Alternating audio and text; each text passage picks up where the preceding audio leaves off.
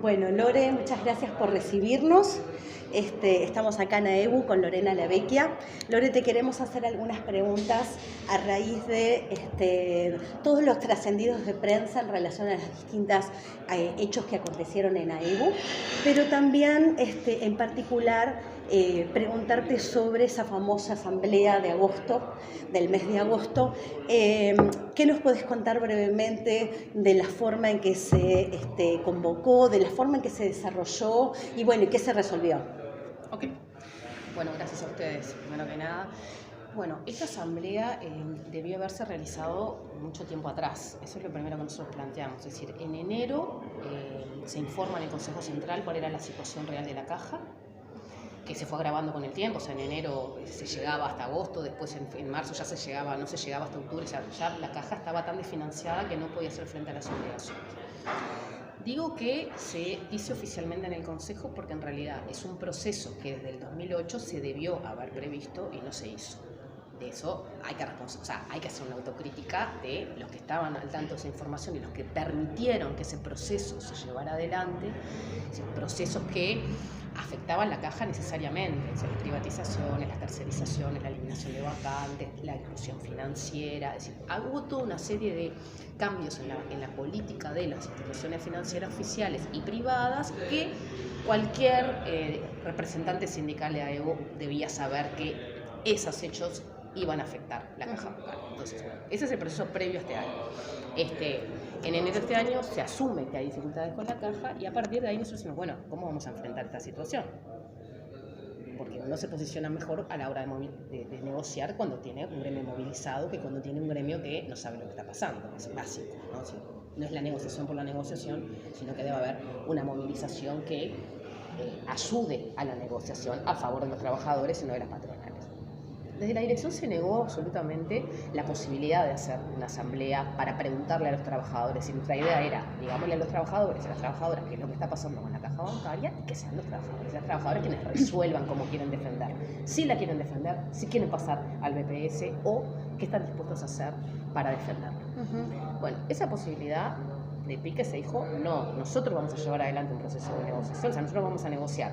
Quienes nosotros queramos, y ahí fuimos excluidos de las negociaciones, lo que nosotros queramos no le vamos a preguntar a nadie y tampoco se pretendía contar esto a los afiliados.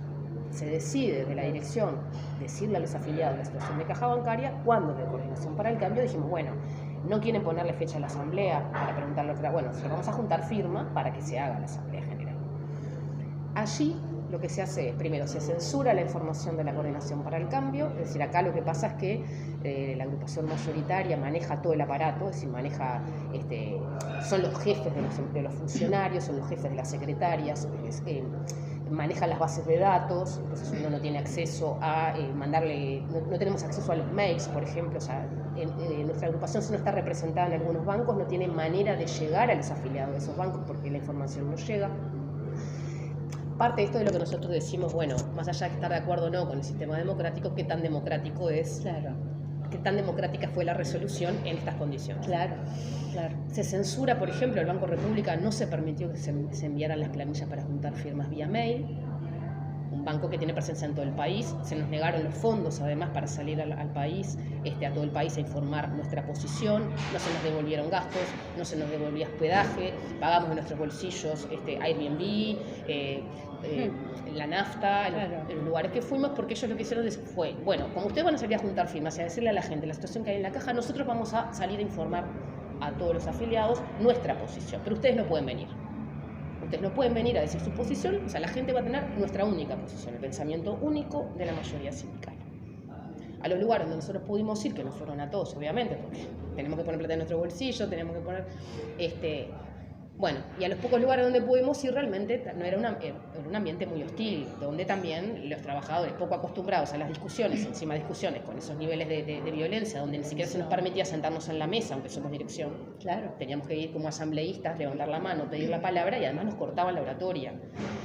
Bueno, fue un proceso muy difícil que llega hacia la Asamblea General, donde se llega a la Asamblea General, sin tener clara cuál era la propuesta de lo que se había negociado, sin que se lo hubiera preguntado a nadie. Lo que sí se sabía era que ya la dirección estaba de acuerdo en que fueran partes iguales la salida, es decir, que la patronal pusiera una parte, que el Estado dicen que ponía una parte, que no es verdad, el Estado lo que hace es poner una garantía, o sea, no pone plata al Estado, y el resto recae en los trabajadores.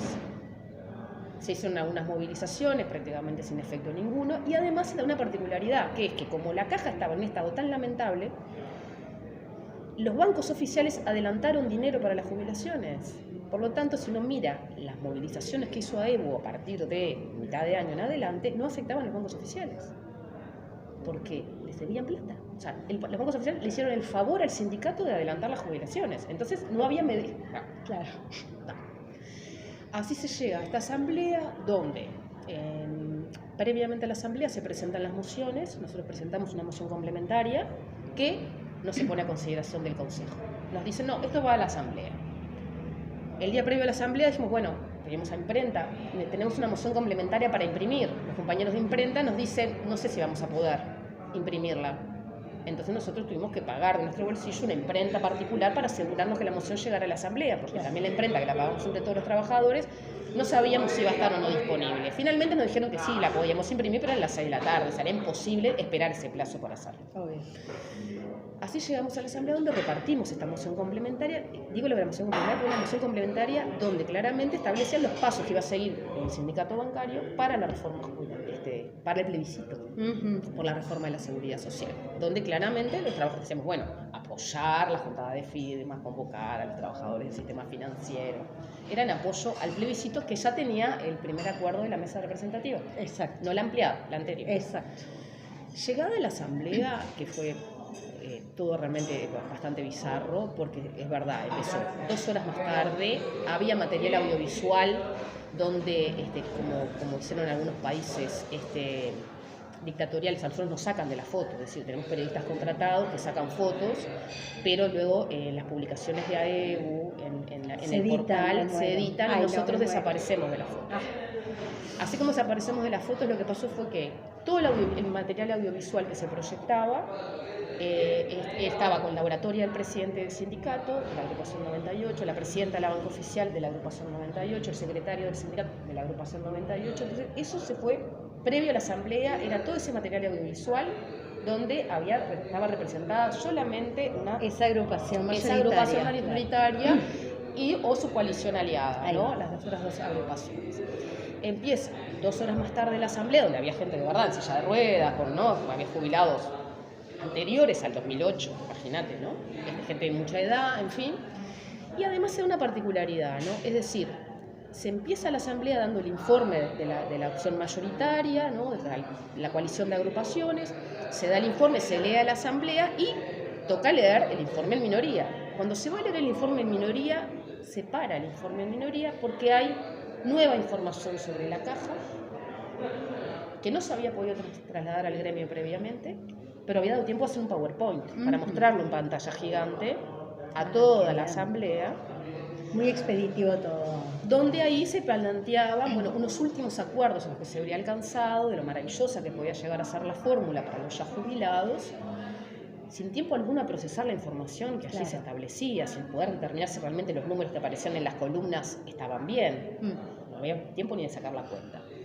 Y se hace un informe general sobre la situación de la caja que debió haberse hecho en todo caso previo al inicio de las lecturas de los informes y no como apoyo a una de las mociones. Eso lleva entre 45 minutos y 1 hora más de tiempo. Ahí nosotros, pasamos a leer nuestro informe en minoría, se arranca con la lista de oradores que no llegó a 6, o sí, 6 incluido el último, y cuando se habló de la lista dije, capaz que debería ser un poco más como si, ¿cómo vamos a hacer la lista? ¿Quiénes van a hablar, no? Es decir, ¿quiénes van a hablar? ¿Quiénes van a estar representados?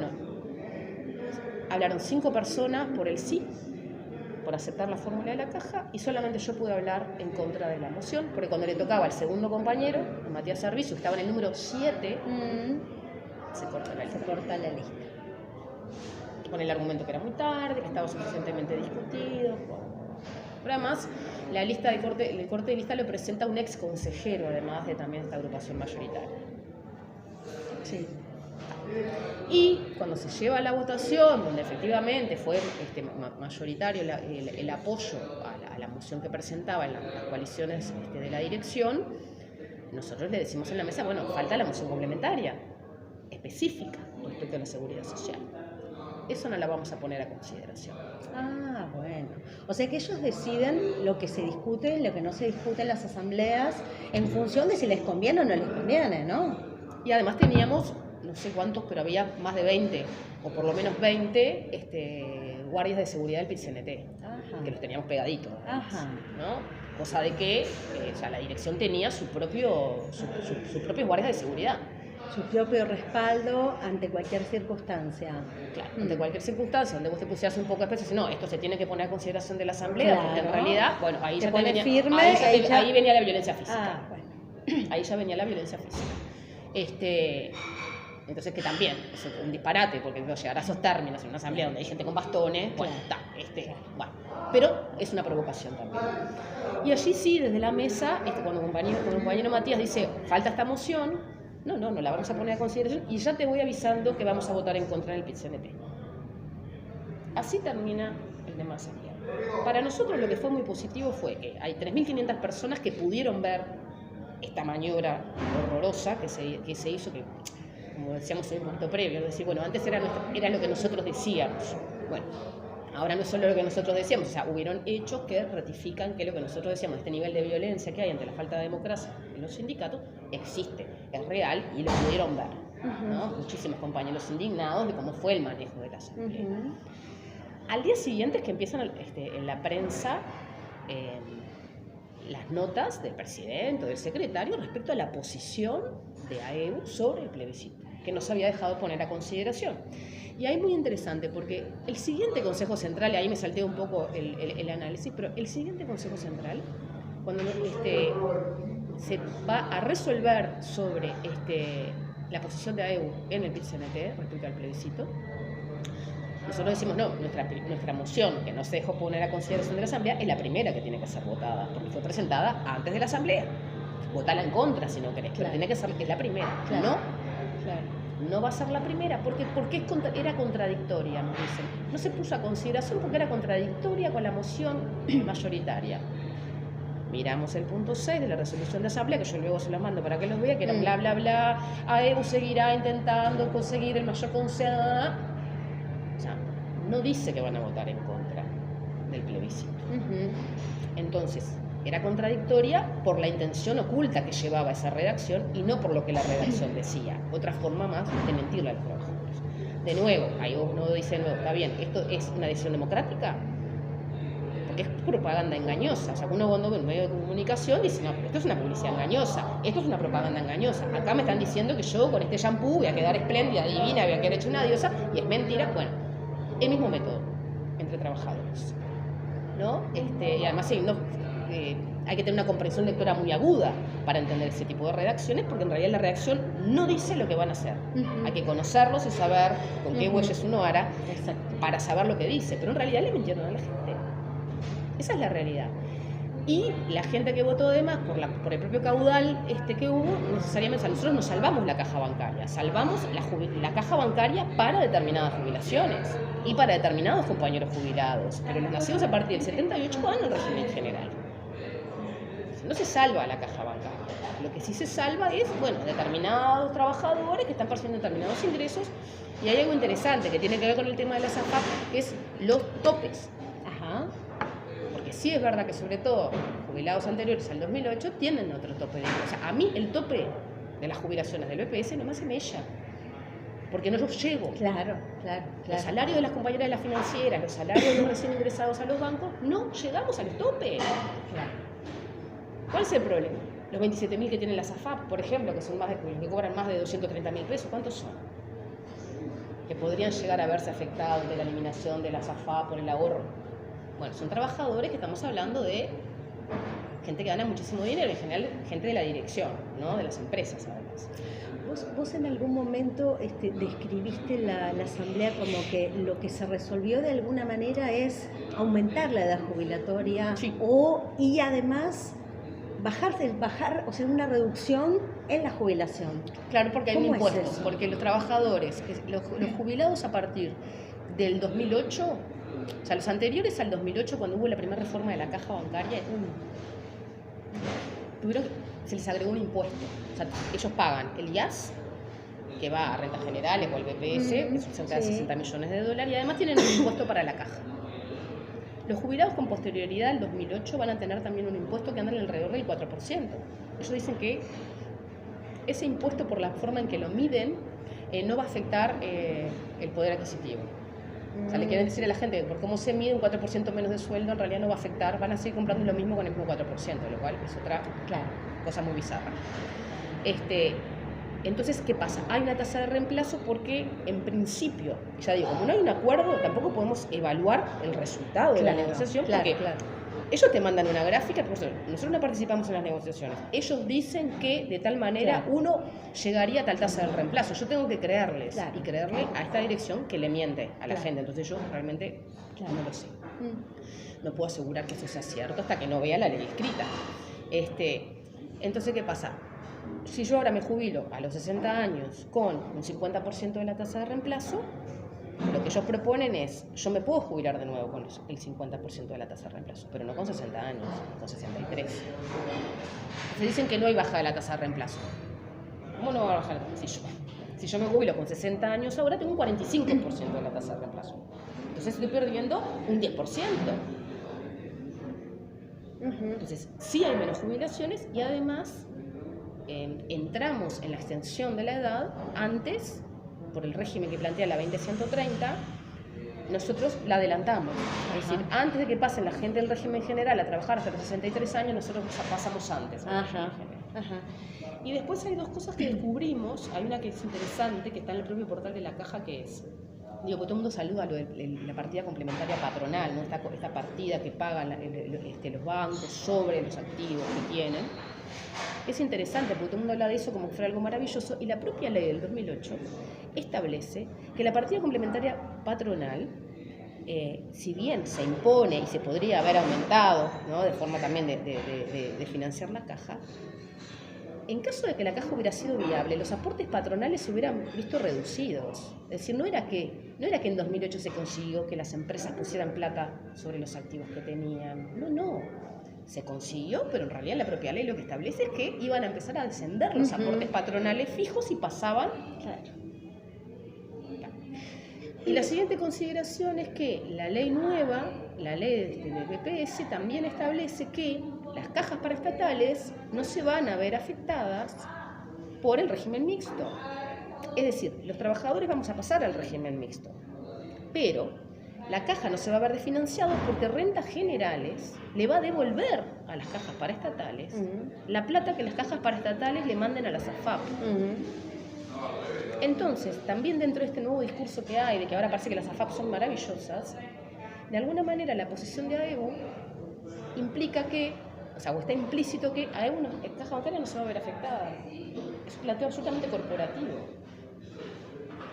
Va a afectar a todos los demás y va a afectar a los trabajadores que estén en la AFAP, pero no a la caja como institución.